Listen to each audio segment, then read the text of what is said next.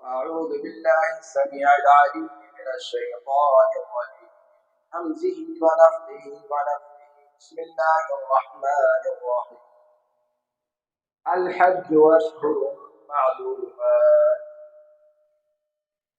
وقال تعالى في موضع آخر وأذن في الناس بالحج يأتوك رجالا وعلى كل ضامر يأتين من كل فج عميق ليشهدوا منافع لهم رب اشرح لي صدري ويسر لي أمري واحلل عقدة من لساني يفقهوا قولي رب زدني علما.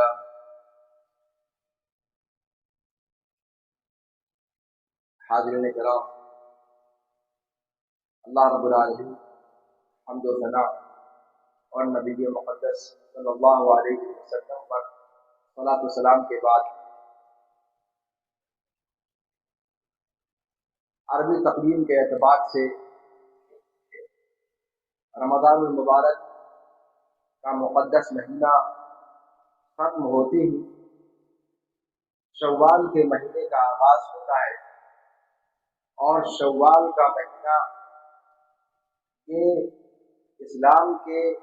5ویں رکن کا نقطۂ آغاز ہے۔ رمضان المبارک کے مہینے میں صوم کی عبادت، روزے کی عبادت ہم اور آپ ادا کرتے ہیں، جو اسلام کا چوتھا رکن ہے، چوتھا پلر ہے، اور اس رکن کی ادائیگی سے فارغ ہوتے ہی شوال کے مہینے کا آغاز ہوتا ہے، جو اسلام کے 5ویں رکن کا آغاز ہے۔ اللہ رب العالمین قرآن مقدس میں فرماتا ہے کہ الحج اشہر معلومات، حج معلوم مہینے ہیں، حج کی عبادت کے معلوم اور مشہور مہینے ہیں۔ مفسرین کرام نے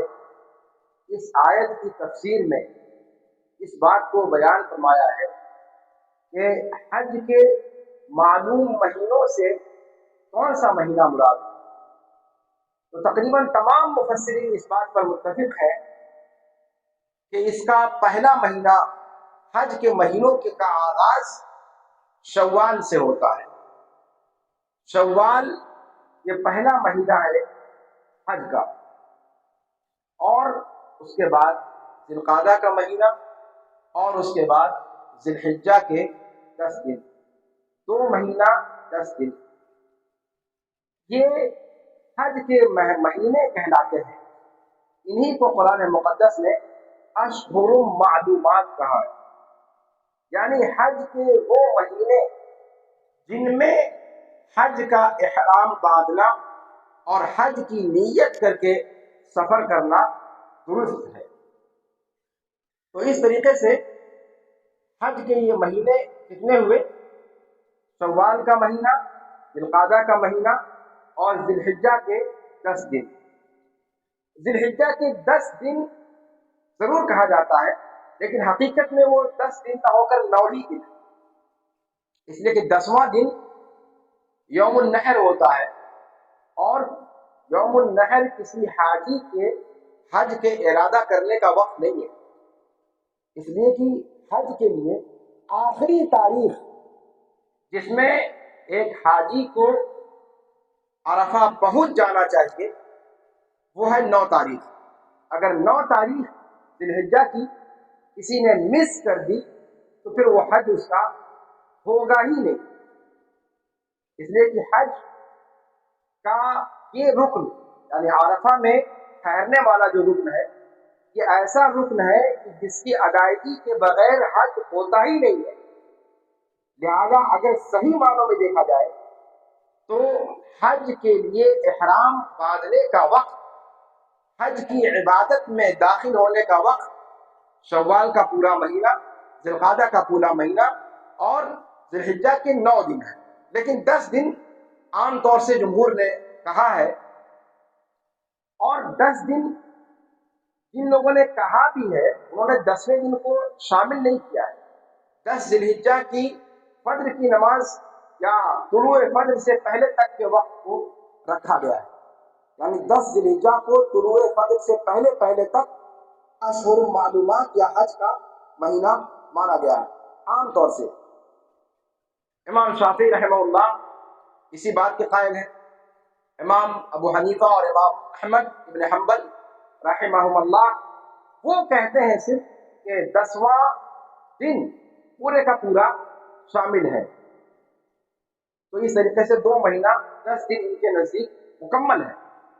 امام مالک رحمہ اللہ کہتے ہیں کہ نہیں، اللہ تعالیٰ کہتا ہے کہ حج کے معلوم مہینے ہیں، اور عربی زبان میں پلیورل جب بولا جاتا ہے، جمع کا صیغہ جب بولا جاتا ہے تو کم سے کم 3 پر بولا جاتا ہے، کم سے کم 3 پر بولا جاتا ہے۔ تو شوال کا مہینہ، ذوالقعدہ کا مہینہ اور ذی الحجہ کا پورا مہینہ اشہر معلومات ہے یا حج کے مہینے ہیں۔ لیکن ظاہر سی بات ہے یہ بات درست نہیں ہے، اس لیے کہ حج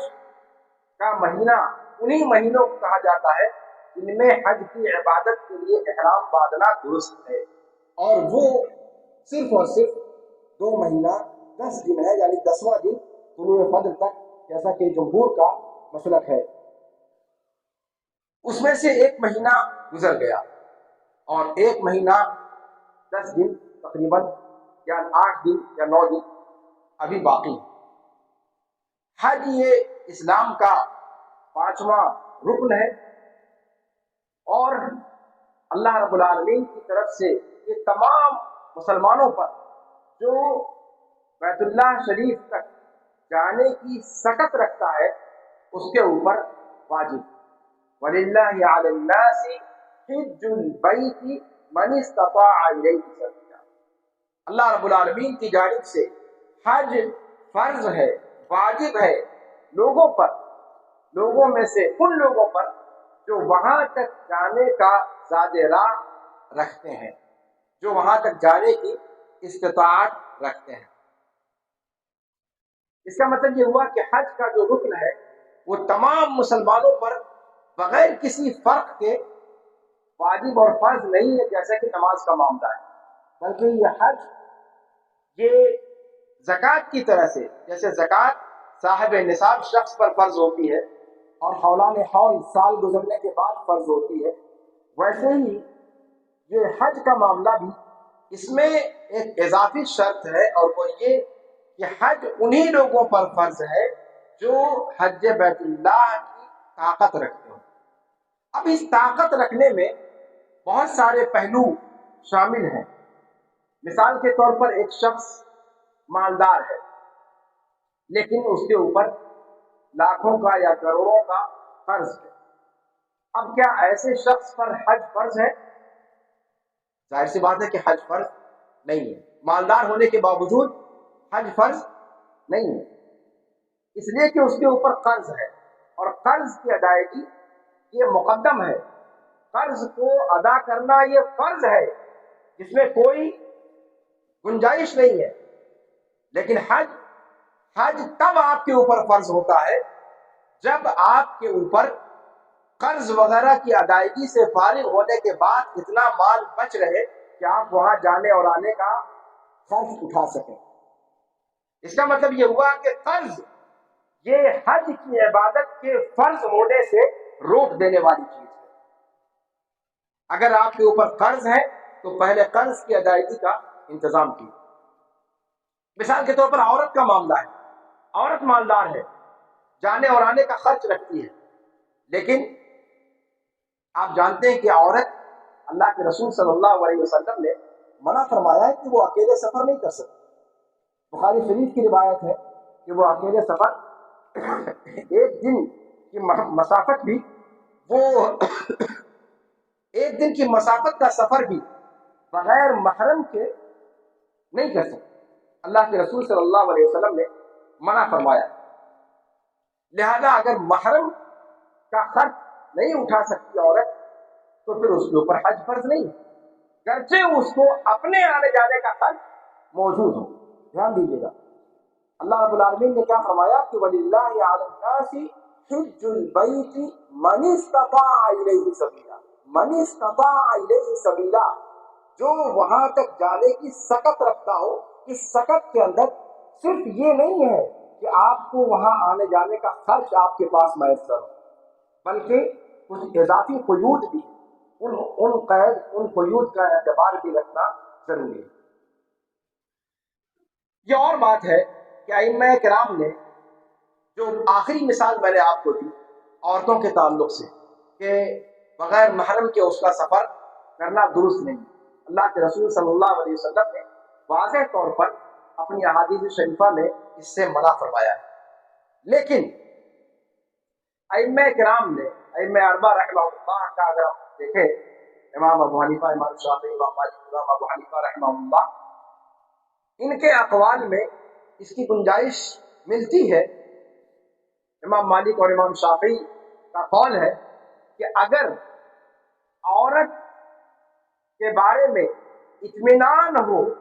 امن اور امان ہو، کسی قسم کا خطرہ نہ ہو، کوئی خدشہ نہ ہو، تو وہ اکیلے بھی سفر پر نکل سکتے، اور خطرہ نہ ہو اس کی مثال کیا دی انہوں نے کہ مثال کے طور پر عورتوں کی پوری جماعت کے ساتھ وہ جا رہی ہے، یا پھر یہ کہ وہ عورت اتنی زیادہ عمر کی ہو چکی ہو کہ عزت و آبرو کے خطرے کا معاملہ ان کا نہ ہو، یا مثال کے طور پر ہوائی جہاز وغیرہ کے ذریعے سے سفر کرے جس میں بڑی تعداد میں لوگ ایک ساتھ رہتے ہیں، تو اس قسم کی اگر کوئی صورتحال پیدا ہوتی ہے کہ جس سے عورت کے اوپر خطرے کا چانس نہیں رہتا، تو ایسی صورت میں اجازت دی جا سکتی ہے، بغیر محرم کی بھی عورت نکل سکتی ہے۔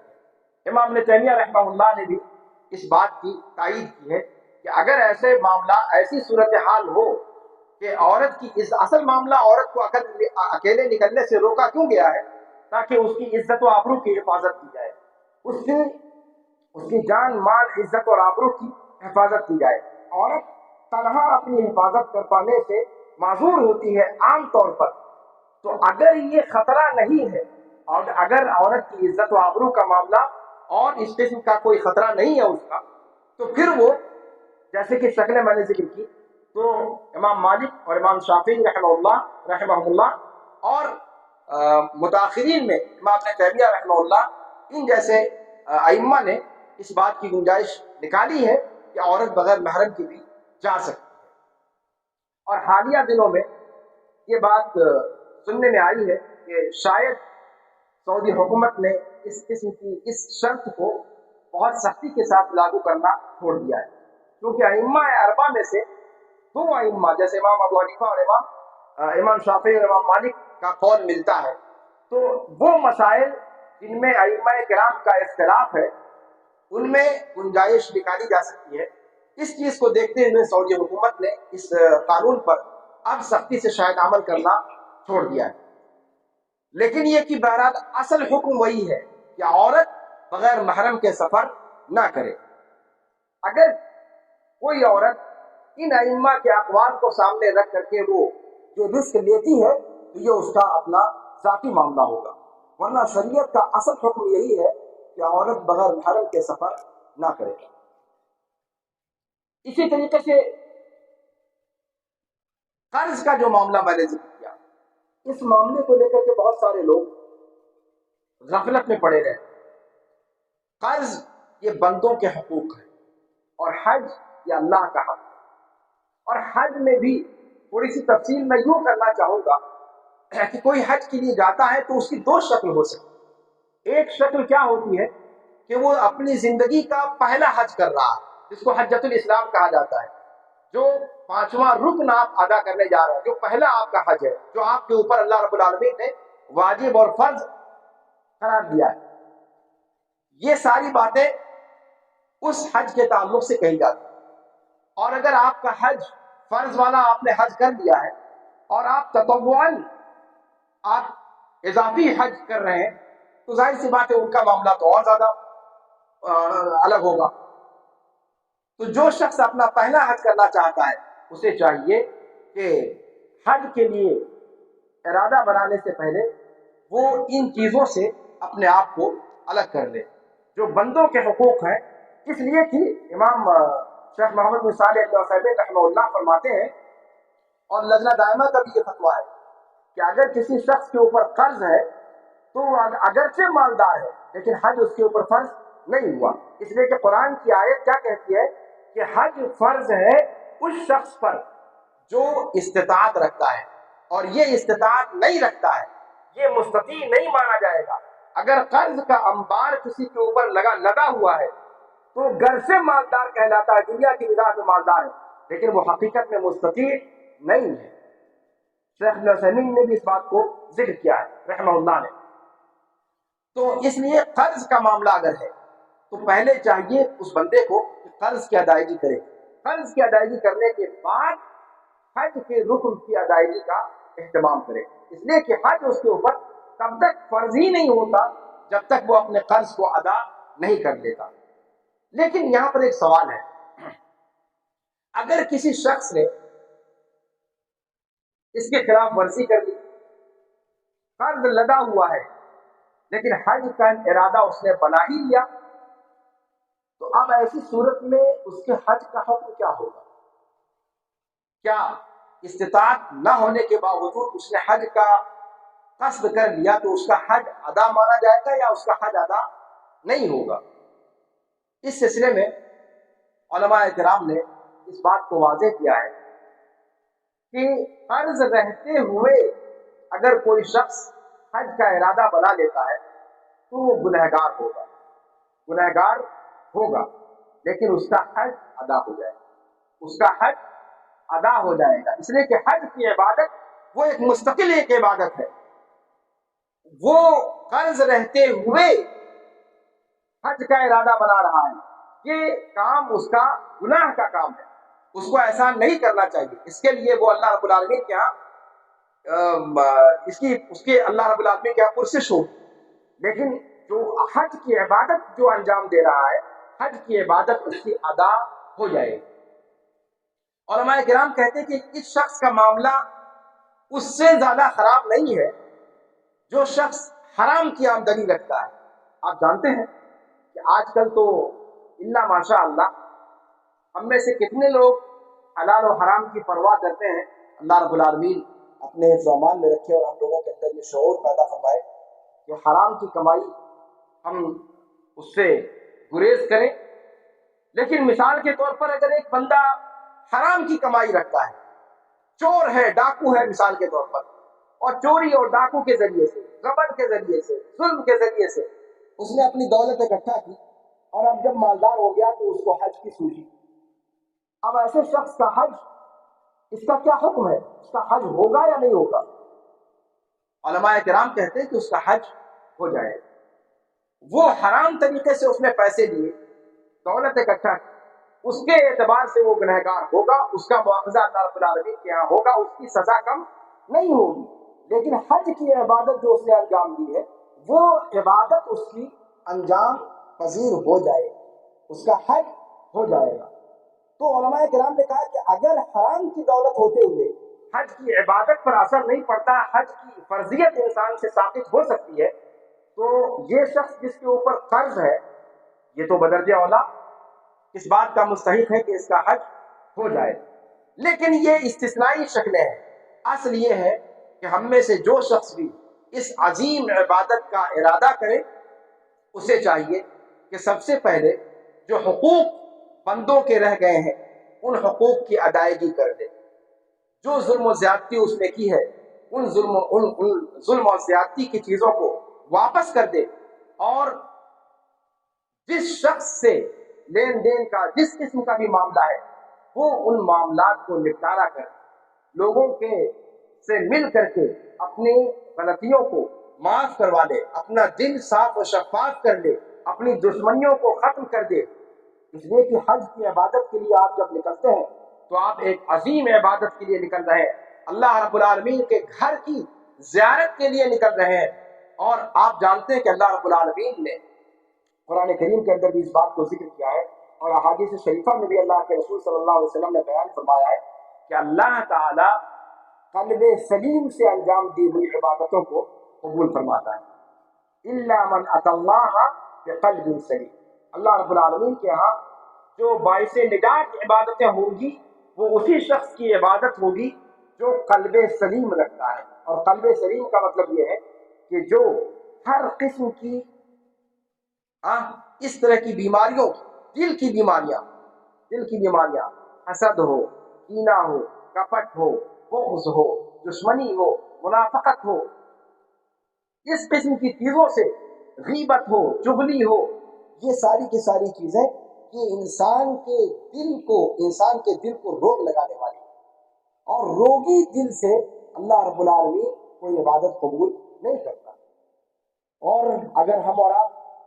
اپنا حجۃ الاسلام کرنے جا رہے ہیں، یعنی وہ والا حج کرنے جا رہے ہیں جو اللہ رب العالمین نے زندگی میں ایک بار فرض کیا ہے، وہ والا حج کرنے جا رہے ہیں، تو ہمیں بدرجہ ہونا اس کی کوشش کرنی چاہیے کہ ہم اپنے معاملات کو درست کر لیں. جو لوگوں کے ساتھ ہمارے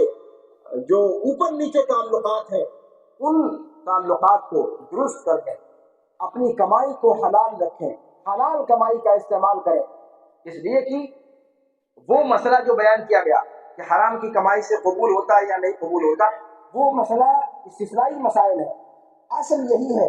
کہ اللہ رب العالمین حلال کمائی سے انجام دی ہوئی عبادت کو قبول کرتا ہے. وہ روایت آپ نے سنی ہوگی کہ اللہ کے رسول صلی اللہ علیہ وسلم نے دعا کی قبولیت کے سارے مظاہر انسان کے اوپر موجود ہیں. انسان پریشان حال ہے، سراسیمہ ہے، ننگے سر ہے، اس کے بال غبار آلود ہے، اس کے بدن پہ، اس کے سراپا پہ سفر کی ساری علامات ظاہر ہے، اور وہ اپنی اس پریشان حالی میں رب العالمین کے سامنے دعا کرتا ہے کہ اے اللہ تو ہماری مغفرت فرما، تو ہماری دعاؤں کو سن دے. اللہ کے رسول صلی اللہ علیہ وسلم فرماتے ہیں کہ ایسے شخص کی دعا کیسے قبول ہو سکتی ہے جس کو حرام کی غذا دی گئی، جس کو حرام کا کپڑا پہنایا گیا، جس کو حرام کا گوشت جس پر چڑھا ہوا ہے. تو حرام کمائی سے کمائی ہوئی اگر دولت ہے آپ کے پاس اور اس سے آپ عبادت انجام دے رہے ہیں، تو وہ عبادت رکن تو آپ سے ثابت ہو جائے گا، لیکن اللہ رب العالمین کے ہاں وہ پذیرائی اس کی وہ نہیں ہو جو عبادتوں کی ہونی چاہیے. اور ہم میں سے ہر شخص چاہتا ہے کہ زندگی میں اگر ایک بار موقع مل رہا ہے تو کیوں نہ اس کو اچھے طریقے سے انجام دے کہ اللہ رب العالمین کی بارگاہ میں وہ عبادت ہماری قابل قبول ہو جائے. تو حج کی عبادت کو انجام دینے کے لیے ہم ابھی سے تیاری کریں. اور ایک چیز اور ہے کہ حج جیسی عظیم عبادت جو انسان کے اوپر زندگی میں صرف ایک بار فرض ہوتی ہے، اس کے بعد اگر آپ کرتے ہیں، اللہ رب العالمین موقع دیتا ہے، تو وہ نفل حج ہوگا آپ کا، فرض حج آپ سے ثابت ہو جائے گا ایک ہی بار ادا کر لینے سے. ایسی عبادت جس سے زندگی میں آپ کو صرف ایک بار ادا کرنا ہے، ہمیں چاہیے اس کے احکام بھی معلوم کر لیں، اس کا طریقہ بھی معلوم کر لیں، اس کے آداب معلوم کر لیں، سفر میں کیسے نکلنا ہے، کیا کیا چیزیں آپ کی ضرورت کی چیزیں ہیں، تاکہ سفر میں نکلنے کے بعد اوروں کے سامنے آپ کو دستے سوال دراز نہ کرنا پڑے. اور پھر اس کے بعد اس عظیم عبادت کے ارکان کیا ہیں، اس کے واجبات کیا ہیں، اس کی سنتیں کیا ہیں، کب آپ کو کیسے اور کہاں کے لیے نکلنا ہے، اور آپ کو اس میں کرنا کیا ہے، حج کے ارکان کتنے ہیں اور ان کو کیسے ادا کرنا ہے، یہ ساری کی ساری تعلیمات ہم حج کے لیے نکلنے سے پہلے سیکھ لیں. عام طور سے ہمارے یہاں سے حج کے لیے جو لوگ نکلتے ہیں وہ معمر ہوتے ہیں، بزرگ ہوتے ہیں، اولاد کی کمائی پر ان کو حج کرنے کا اللہ رب العالمین کی جانب سے شرف حاصل تو ہو جاتا ہے، لیکن ان معاملات سے وہ آشنا نہیں ہوتے. اس عبادت کی انجام دہی کا سلیقہ ان کو نہیں ہوتا. اور ہم لوگ چونکہ وہاں قریب سے ہم لوگوں نے دیکھا ہے،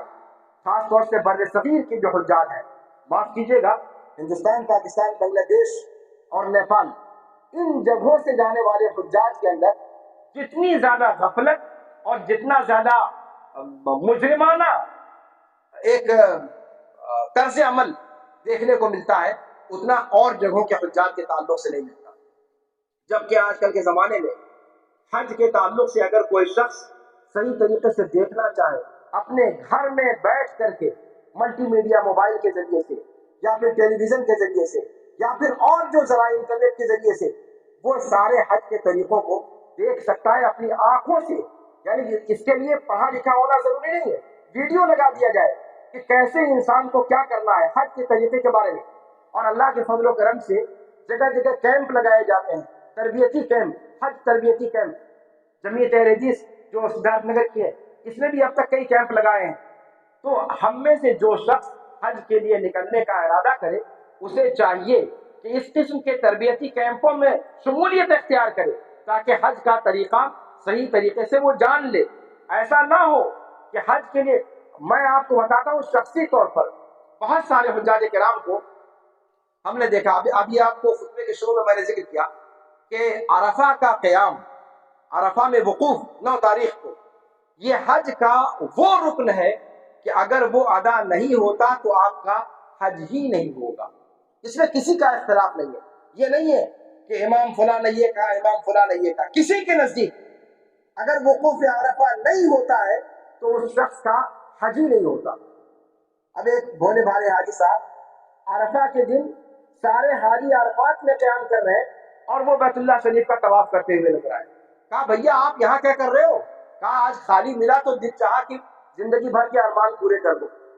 ہم نے کہا صاحب یہاں آپ طواف کر رہے ہو، آپ کا حج ہی نہیں ہوگا. کہا یار کیسے نہیں ہوگا؟ اتنا لمبا سفر کر کے آیا ہوں، اتنا خرچ کر کے آیا ہوں، ایسے نہیں ہوگا، حج کیسے نہیں ہوگا؟ اب اس قسم کی جہالت ہمارے یہاں کے افراد کے اندر پائی جاتی.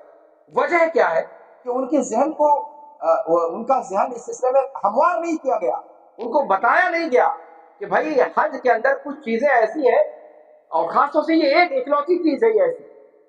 باقی چیزیں اگر آپ نہیں کرتے ہیں وقت پر تو بہت ساری چیزیں ہیں کہ جن کو دم دے کر کے آپ اس کی بھرپائی کر سکتے ہیں، اس کے راستے ہیں. لیکن یہ وقوف عرفہ کا جو معاملہ ہے، اگر یہ آپ سے مس ہو گیا 9 تاریخ کو، عام طور سے زوال کے بعد انسان یا زوال کے وقت تک پہنچتا ہے عرفات کے میدان میں، اس وقت سے لے کر کے 10 تاریخ کی طلوع فجر سے پہلے تک، اگر حالانکہ عرفات میں طلوع غروب شمس کے بعد وہاں سے حجاج کو مزدلفہ کے لیے نکلنا ہوتا ہے اور مزدلفہ میں جا کر کے مغرب اور عشاء کی نماز پڑھنی ہوتی. اگر کوئی حاجی 9 تاریخ کو دن میں عرفات میں نہیں پہنچ سکا بائی چانس، لیکن 10 تاریخ کی رات کو، یعنی جب حاجی مزدلفہ پہنچ چکے ہوتے ہیں، اگر اس وقت بھی وہ رات کو بھی عرفات سے ہوتے ہوئے عرفات میں پہنچا اور 5-10 منٹ ٹھہر کر کے پھر وہ مزدلفہ پہنچ گیا اور طلوع فجر اس کا مزدلفہ میں ہوتا ہے، تو اس کا وقوف عرفہ مان لیا جائے گا. لیکن اگر 10 تاریخ کی طلوع فجر ہو گئی اور وہ بندہ عرفات سے اس کا گزر نہیں ہوا تو ایسے شخص کا حج ہوگا ہی نہیں. تو یہ سب مسائل ہیں اور ان کو جاننا چاہیے. اور خاص طور سے ہم میں سے جو لوگ بزرگ ہیں، ان کے گھر میں جو جوان لوگ ہیں، جو بچے ہیں، بچیاں ہیں، بیٹیاں ہیں، بہنیں ہیں، ان سب کو چاہیے کہ اپنی نانی جو جا رہی ہیں، اپنی دادی جو جا رہی ہیں، اپنے نانا جو جا رہے ہیں، دادا جو جا رہے ہیں، ان کو ان احکام سے ان کو آشنا کرائے. زندگی بھر میں ایک بار موقع مل رہا ہے، کوئی ایسی حرکت نہ کر بیٹھے وہ کہ ان کا حج ناقص ہو جائے. یا تو حج سرے سے ہو ہی نہ، یا ان کے اوپر دم واجب ہو چکا ہے اور ان کو پتہ ہی نہیں، وہ اپنے آپ میں مست مولا چلے آئے کہ صاحب حاجی صاحب بن گئے اور ٹائٹل مل گیا حاجی کا. یہ ٹائٹل نہیں ہوتا، یہ عبادت ہے اور عبادت کو اس کے سلیقے کے مطابق ادا کرنا ضروری ہے. اللہ رب العالمین سے دعا ہے کہ اللہ رب العالمین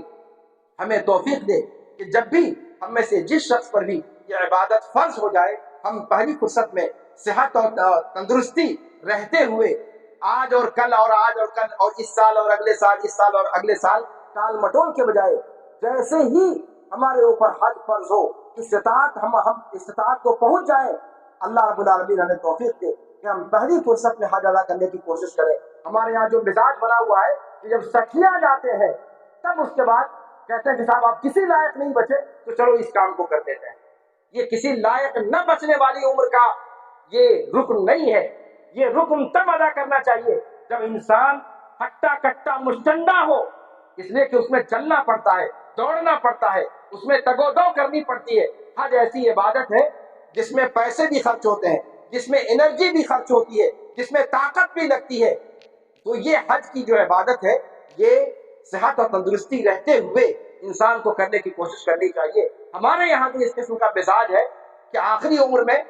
جاتے ہیں کرنے کے لیے، اور یہ سوچ کر کہ صاحب تاکہ آئیں ایک آدھ سال زندہ رہیں، اس کے بعد لڑک جائے اور اللہ رب العالمین کیا بخشے بخشائے پہنچ جائے۔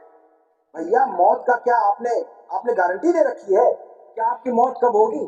آج کل کے زمانے میں کتنے ہیں جو نوجوانی کے عالم میں اس دنیا سے سدھار جاتے ہیں۔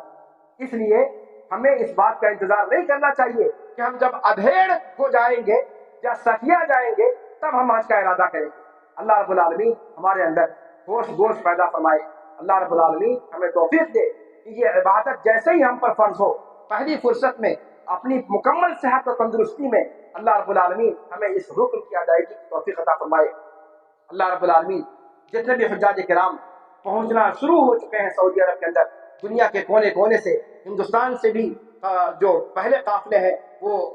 مکہ اور مدینہ کی سرزمین پر پہنچ چکے ہیں، حرمین شریفین ان کی تشریف آوری ہو چکی ہے۔ اللہ رب العالمین ان سارے حجاج کرام کی حفاظت فرمائے۔ اللہ رب العالمین ان کی سفر میں، حضر میں اور حرمین شریفین میں اس عبادت کے انجام دہی کے دوران اللہ رب العالمین ان کی محافظت فرمائے۔ اللہ رب العالمین ان کو ہر قسم کی پریشانیوں سے، بلا سے، آفتوں سے محفوظ رکھے۔ اللہ رب العالمین انہیں صحت و تندرستی کے ساتھ لے جائے اور صحت و سلامتی کے ساتھ وہاں رکھے اور صحت و سلامتی کے ساتھ انہیں واپس لائے اور ان کی عبادتوں کو صرف قبولیت بخشے۔ ہم میں سے جو لوگ بیمار ہیں اللہ رب العالمین شفا کاملہ عاجلہ عطا فرمائے۔ ہم میں سے جو لوگ قرض دار ہیں اللہ رب العالمین ان کے قرض کی ادائیگی کی سبیل پیدا فرما دے۔ ہم میں سے جن کے ہاں بچیاں شادی کے انتظار میں ہیں اللہ رب العالمین ان کے مناسب جوڑے دستیاب کروا دے۔ اللہ رب العالمین ہم میں سے جن کی جو بھی جائز ضروریات ہے، جن کی تکمیل میں ہمارے لیے فائدہ ہے اخروی اعتبار سے اور اللہ رب العالمین کی اس میں رضا ہے، اللہ رب العالمین ان تمام ضروریات کی تکمیل کے اسباب مہیا فرما دے۔ اللہ رب العالمین ہمیں جب تک زندہ رکھے، سلف صالحین کے نقش قدم پر زندہ رکھے، اور جب ہمارا خاتمہ ہو تو خاتمہ بالخیر ہو۔ اقول قولی ھذا واستغفر اللہ لي ولكم ولسائر المسلمين واستغفروه من كل ذنب انه هو الغفور الرحيم۔ السلام علیکم ورحمۃ اللہ وبرکاتہ۔ اسلام کی تعلیمات کو سمجھنے کے لیے، مختلف علوم و فنون میں درک پیدا کرنے کے لیے، مختلف علوم و فنون سے آشنائی حاصل کرنے کے لیے آپ ہمارے چینل کو جوائن کریں، القوفی ایجوکیشنل کورسز۔ اس چینل کے ذریعے سے اب تک مختلف علوم و فنون کے کئی دورے منعقد کیے جا چکے ہیں۔ شرح العقیدہ طحاویہ کا دورہ منعقد کیا گیا، اذکار صباح و مساء کا دورہ منعقد کیا گیا، اسی طریقے سے حیات القلوب نامی کتاب کا ایک دورہ مکمل کیا گیا، اسی طریقے سے کتاب اصول الایمان کا دورہ مکمل کیا گیا، اور ابھی کئی ایک دورے ہونے والے ہیں۔ اسی طریقے سے حدیث کی مشہور و معروف کتاب بلوغ المرام کا دورہ منعقد کیا جانے والا ہے۔ اس طریقے سے اس دورے کے اندر، اس کورس کے اندر شمولیت اختیار کر کے آپ فقہ سے متعلق، عقیدے سے متعلق، اذکار و آداب سے متعلق اور دیگر تفسیر سے متعلق، سارے علوم و فنون سے متعلق معلومات حاصل کر سکتے ہیں۔ تو آئیے اسلام کی بنیادی تعلیمات کو سمجھنے کے لیے آج ہی اس